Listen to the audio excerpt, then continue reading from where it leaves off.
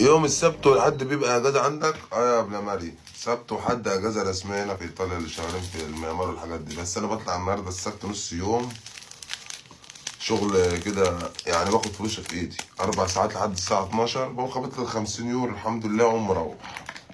فاهم ازاي؟ ليه؟ عشان لو قعدت في الدراسه ب 50 يوم كمان، فهنا السبت والحد اجازه مش الجمعه. الساعه دلوقتي 7. المهم بطلنا بقى ايه؟ واحد تفت القهوه. طب مفيش ولا اسطوره، نعمل ايه؟ قمت جاي واخد حته نايتي من جاسمين عشان اغير بقى عشان اضرب لي سكرتين على الصبح. عظمه من العربية كلمة البط حمضان.